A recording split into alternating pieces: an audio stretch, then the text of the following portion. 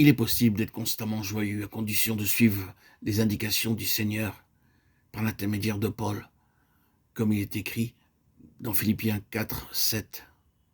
En remplissant ces conditions qu'il a placées devant nous, alors nous ferons l'expérience de sa promesse.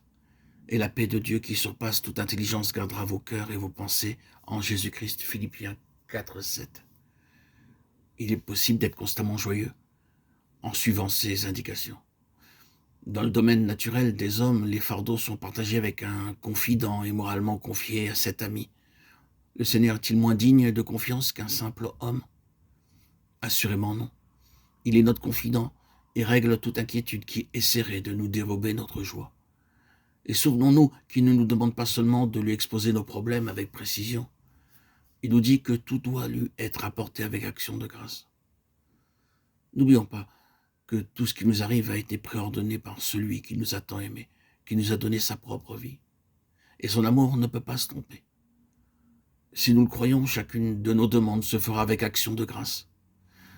On m'a parlé d'un certain professeur d'université qui était un pessimiste confirmé. Quelques-uns de ses amis l'encouragèrent à regarder le bon côté des choses et lui firent remarquer un jour: n'est-ce pas une belle matinée avec le soleil qui luit dans toute sa force, les oiseaux qui chantent gaiement et l'herbe si grasse et si verte? Il leur répondit: oh, cela ne durera pas. Hélas, beaucoup de chrétiens ressemblent à cet homme. Leurs pensées sont tellement obsédées par les difficultés qu'ils n'apprécient pas la valeur de la grâce de Dieu. C'est pourquoi ils ne lui offrent pas leur action de grâce et poursuivent leur triste chemin, accablés et murmurateurs. Oh, puissions-nous avoir des cœurs pour apprécier la bonté de Dieu et pour saisir toute occasion de lui apporter un sacrifice d'action de grâce. Ainsi, nous pourrons remplir ces conditions et recevoir par le fait de faire la volonté de Dieu dans la joie, l'expérience de sa promesse. Et la paix de Dieu qui surpasse toute intelligence gardera vos cœurs et vos pensées en Jésus-Christ. Philippiens 4, 7. Remarquons l'expression la paix de Dieu. Cette paix n'est pas une sorte de paix ordinaire que Dieu nous accorderait. C'est la paix de Dieu, c'est-à-dire la propre paix qui procède de sa nature. Sa propre paix, c'est une paix que rien ne peut troubler. Lorsqu'il a créé les anges et que la rébellion a éclaté parmi eux avec des conséquences incalculables dans son univers, même une telle calamité ne l'a pas troublé. Quoique la terre était ravagée et vide, il se remit à l'œuvre pour accomplir le désir de son cœur en réparant les dommages faits à la terre et en créant un autre ordre des choses, l'homme. Il y a eu la chute de l'homme, mais la paix de Dieu n'a pas été altérée.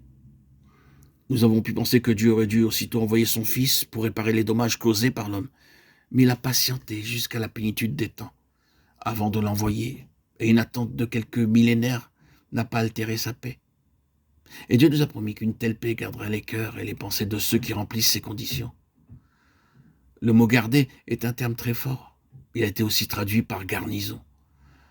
La paix de Dieu jouera le rôle d'une garnison, nous défendant contre tout ce qui nous est hostile, avec une telle protection pour nous garantir des incursions de l'ennemi qui pourraient troubler notre repos. Frères et sœurs en Christ, bien-aimés, avez-vous fait l'expérience d'une telle protection sur vos cœurs et vos pensées? Connaissez-vous cette paix de Dieu qui surpasse toute intelligence? Ce sera le cas si vous lui apportez tout par la prière et les supplications avec des actions de grâce. L'ordre du Seigneur est clair. Réjouissez-vous toujours dans le Seigneur. Ne vous inquiétez de rien. Et sa promesse est tout aussi claire. La paix de Dieu qui surpasse toute intelligence gardera vos cœurs et vos pensées en Christ Jésus. Faisons notre d'obéir à son commandement et il nous fera pour sa part entrer dans la pleine jouissance de sa promesse. Notre Seigneur et notre Dieu sera notre sentinelle qui nous gardera